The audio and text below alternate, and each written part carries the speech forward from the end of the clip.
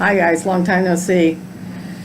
Little personal history, I fell down a patient's steps and tore the right labrum in my hip, and so I'm awaiting surgery for that, but that's pretty much put a crux in my summer. So I haven't been here for a while, so I really apologize for that. That just threw me for a loop, but that'll be taken care of in November and it'll all be good. So today I want to talk about diabetes. Some people may have it, you may have it. Some people may be coming up to having it. I particularly want to talk about it because my mother has diabetes, and my mother's philosophy is like a lot of people with diabetes, which is I'll just wait till something bad happens and then I'll do something about it. And my mother's one of those fortunate people. She's very, very thin, doesn't have a lot of neuropathy or problems related to diabetes, so she's been just kind of holding off doing anything about it, which as a nurse is horribly frustrating, because earlier this year she ended up in the emergency room in diabetic ketoacidosis, which means your blood sugar is way too high, and it causes all kinds of awful problems in your body. And for whatever reason, that didn't phase her. Her philosophy is I'm 83 and I've had cancer numerous times, and whatever takes me takes me. And in a way I respect it, and in a way it also told me a lot about trying to educate people about diabetes. And my mother has, I'd say, moderate level dementia. And so the truth of the matter is I don't think she remembers to check her blood sugars. I don't think she remembers some stuff. And I think one of her coping mechanisms for that is just to say that she doesn't do it because she doesn't want to. I just don't think she remembers. I don't think her husband remembers. So that kind of brought in focus to me about how important it is for people to understand what's actually happening in diabetes and why it's so tremendously important to take care of. We've often heard that heart disease is the silent killer. Well, the truth of the matter is diabetes is the second silent killer that doesn't get as much brouhaha as heart disease, even though it's every bit as much destructive, if not more so, to the body. So for those of you who don't understand the cause of diabetes, I'm going to explain it in silly, simple, layman's terms. I apologize if I'm talking down to the medical people that I know watch this. I'm not trying to, but I'm trying to get people who don't maybe take care of their diabetes to understand why it's important that they do. This is how things work. You have a pancreas in your body, and your pancreas excretes insulin into your bloodstream. So before I get into all that technical terms, I'm actually going to break it down into kind of silly terms that are easy to understand. So pretend that at every meal you eat 1,000 grams of sugar, either whether it's a simple carbohydrate or a complex carbohydrate, but you eat 1,000 milligrams of sugar.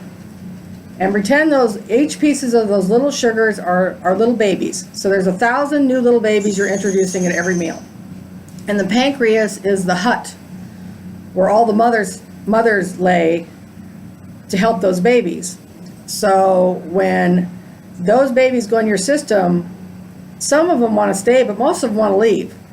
So the mothers, the little insulin mothers, come out of the pancreas. They grab on to the little baby sugars, but they grab on one at a time, and then they kind of cloak them. They kind of make a covering over them, and then they help excrete them from the body through either bowel movements or urination. So what happens in diabetes is one or two things or both.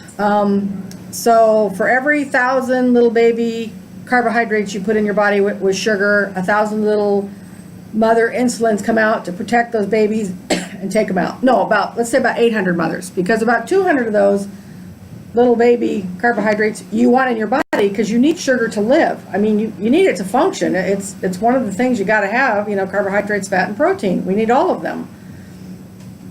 So for every 1,000, there's 800 mothers. So 200 little baby blood sugars get to stay in the body and go to where they're needed for energy and stuff. Perfect. So let's say a sickness sweeps through the pancreas, the hut of the pancreas where the mothers are all huddled waiting for the babies to come in. And 400 of the mothers die. They're wiped out. So now you have 400 left of the mothers for every 1,000 little baby sugars that are coming in. You have 400 mother insulins. So the 1,000 babies of sugar come in when you eat. The 400 mothers rush out of the pancreas hut to cloak them and protect them and get them out of the body. So now you've gone from having 200 baby sugars in your body, which you needed, well, you've got 600 now because you have 400 less mothers taking things out. So now you have 600 little babies and 400 mothers. Excuse me, so you still have 1,000 and 400. So you have 6,000 leftover sugars going in your body that have to go somewhere because there's not enough mothers to take them out. So they have to go somewhere. So they go, they just fill in places, fill in. And here's what's frustrating is because, or not, it's just, it is what it is. Everybody processes and metabolizes sugar differently. And metabolize, for the layman, means the process of your body and how something is used in your body, how it is taken care of. Well, we all do it differently. I mean, some people metabolize fabulously and still have a kind of weak pancreas, and some people don't and have a fairly functioning pancreas. Our bodies are all different. But the moral of the story is, now your body is overwhelmed with the little baby sugars because there's not enough mothers to take them out. So they have to go somewhere. So they tuck themselves in places. They tuck themselves in your heart, they tuck themselves in your liver, your kidneys, your eyes, your blood vessel system. And so you've got this free sugar now that's finding places to lodge itself. And now another disease sweeps through the mother hut of the pancreas. And of the 400 mothers left, 200 are wiped out. So now you have 200 mother insulins left and 1,000 babies coming in at every meal. So these 200 mothers can only take 200 of those out of your system, and the other 800 now of little baby sugars got to go somewhere because there's nobody to take them out. So they continue to pile in those areas. So what basically happens when that happens is those sugars saturate the area they're in so much, they kind of hog the space of what normally was happening in that space. So let's say it's your eyes. Behind your eyes, there's a whole lot people don't even realize. You just think your eyeball comes in and out, la la la la.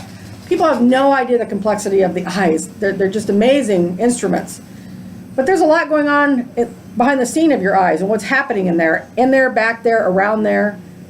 And so the sugar is just storing the crap out of behind your eyes, and it pushes out all the healthy stuff that helps your eye normally function. It literally is so clustered in there, it's literally pushing that stuff aside.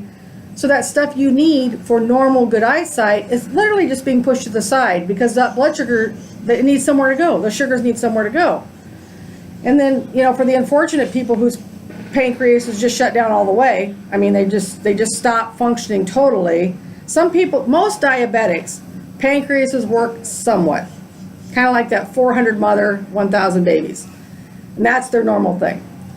But people whose pancreas is just shut down, well, the disease has now wiped out all the mothers, and now every piece of sugar they're putting in their body is not being processed correctly.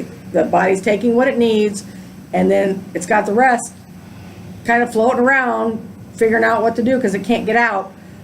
So it keeps lodging in places. So that's why I tell you that the diabetes is the second silent killer, because unfortunately, probably 15 to 20% of people truly don't know they're diabetic until something big happens. A lot of people have this vision of diabetes is, oh, my eyesight will be bad, or I'll have neuropathy in my feet. And neuropathy, for people don't understand, is nerve damage, because all the sugar is in your nerves as well. It damages your nerves, so you have strange sensations in your feet and your ankles. Some people have no feelings, some people it tingles, some people it's hot, some people it's cold. But it's just weird feelings in your feet. So a lot of people believe they would know if they were diabetic because their eyes are fine and they don't have neuropathy.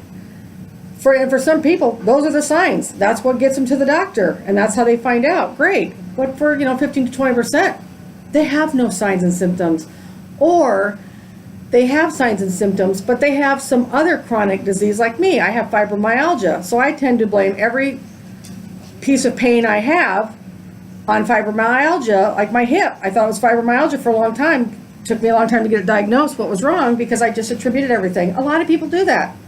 A lot of people who have heart disease or chronic stuff, like fibro or arthritis or whatever, that's exactly what they do. They attribute every symptom they have to that. So maybe they had neuropathy, maybe they had funny eyes, maybe they peed 25,000 times a day, which is another sign of diabetes. Maybe they had those symptoms, but they just thought they were related to that. So there are some truly innocently ignorant people that really don't know. And then there are some people that just really don't have any symptoms. And they go into the hospital in diabetic ketoacidosis, which is when your blood sugar is too high and it just tries to shut down your whole system. I mean, there are people that die from it. It's a multi-organ system failure. If it's too high, it just shuts everything down because it's literally overwhelmed everything in your body for so long. Nothing else can function normally anymore, if at all. So that's how a lot of people find out. That they pass out at home, their husband, wife, brother, sister rushes them to the hospital, and they find out their blood sugar is 1,300. And the doctors are like, oh my God, how could you not know? Doctor, I didn't. I just never had any signs. That's their sign. So this is why I'm telling you. There are people, and I see lots of people. I'm no longer out in the field. I'm a manager now, but I still go see people on occasion for the other nurses. And it's amazing how many patients just don't give a crap. Here's where I'm at. I don't care if you're like my mother and you say, I'm gonna die. I'm 85, I'm 91. Who gives a crap? I'm gonna eat donuts and blah, blah, blah. Great. I'm all for that. I'll cheer you on. I don't have any problem with that ethically as a nurse. If it means the quality of your life is great. If you eating pie every day or cake or candy or cookies every day improves the quality of your life, I'm all for it. This video is to educate people who really don't understand what is happening in the body. So unfortunately, diabetics who are on insulin or taking oral medications or whatever, a lot of their philosophies are, well, I take this, therefore I can eat whatever I want. No, that's not how it works, because you'll eventually overwhelm the insulin and the meds you're taking. People don't realize that. You can't keep abusing the system just because you have medication on board. And there are some people that really think they're doing a good job. I mean, they really think maybe they walk every day, maybe whatever.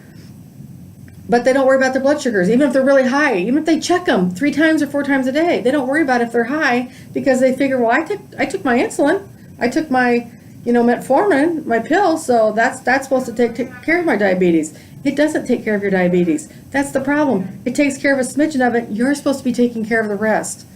So I'll tell you, ladies and gentlemen, particularly for those people that have obese children, which is one of those things that makes me insane when I see people who have obese children. I understand that that's how you live, and as an adult, you have every right to sign your own death warrant or whatever. I don't care. But your children have no say in the matter. Your children eat what you buy. Your children eat what you give them. Your children follow your example. So, if they see mom and dad sitting on the couch all day watching TV and eating cupcakes and chips and drinking a 12-pack of pop, that's their norm. That's not their fault. That's how they grew up. I used to, when I was younger and more righteous, said to those kids, they should stop doing that, until I realized the kids, it's all learned behavior. I mean, they see their parents do it. That's what they do. That's what's in the house. That's what they eat. So I'm telling you now, for those parents out there, if you have obese children, you are signing an early death warrant for them. Because interestingly enough, people who get heavier later in life, like I did, have a much less likelihood of either A, having diabetes, or B, having it where it's going to be a traumatic issue in my life or their life or whatever. Children who are obese and start obese tend to develop diabetes now in childhood or early teens, and their outlook is a little grimmer. That longevity can be 40s to 50s. So you're, in essence, by letting your child eat and drink whatever they want, you're basically signing their death warrant. They're not going to live to an older adult. I'm telling you now, that's if you look up studies and look just examples around you in your life of family, friends, neighbors, or whatever, you will see obese children don't tend to go a long time in lifetime if they continue to be obese. So if you've got children like that, stop it. Do whatever you want, but it'd be better if you led by example. But if you feel it's too late for you, whatever. Don't sentence your children to that. That's rude and mean and thoughtless, and it doesn't say much about how you feel about your children. So if you have friends who have obese children or whatever, tell them this. The diabetes epidemic has now become just ungodly in children, not adults. It's just become completely out of control in children. So do something about that. Well, that was a pretty simple explanation.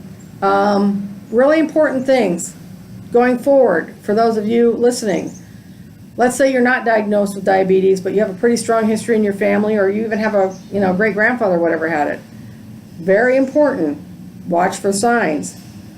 Eye trouble. People start having blurry or double, and they just feel like their eyes are foggy.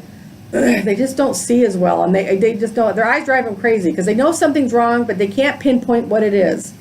Neuropathy, huge one. They start losing feeling to their lower legs and their feet. And why this becomes a horribly dangerous thing is because when you've lost sensation to your feet, then if you're walking around barefoot and you step on a tack and the tack goes in your foot and you're not aware of it, and you keep walking with this tack in your foot, and 3 days later, for whatever reason, in the bath or shower it falls out, you now have an open wound on the bottom of your foot that I no doubt's already infected because the tack's been in there for 3 days, but you're not aware of it.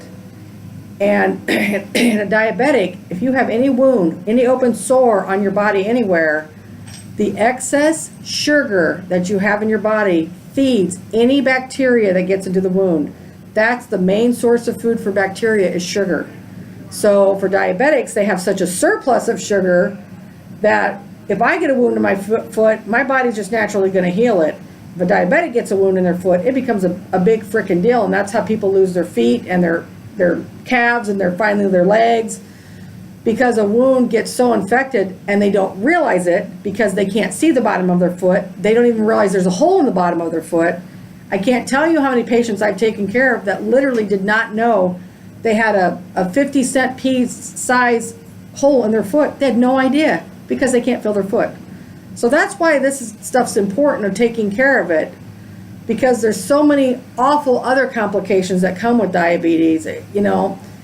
Heart disease does a lot to the body, and I've spoken about it in a video before, but diabetes almost does more. It's an equal opportunity poison. It poisons every organ, or I should say it's a toxin. It's just toxic to every organ. It's toxic to everything if it's out of control. So after some of my videos, some people have actually sent me some personal questions through my email, and that's great. I'm happy to answer. Maybe I didn't explain something good enough, or you have another question. Feel free to email me. My site's the Universal RN. It's got all my information on it. I also have my website, heartandsoulhealing.biz. That's got all my contact information on it. So if you have any questions about any of this, let me know. I hope some of this helped, and I hope some of you take it to heart and maybe do something about it or get a little bit better in your maintenance. And until I see you next time, thanks for listening. Bye.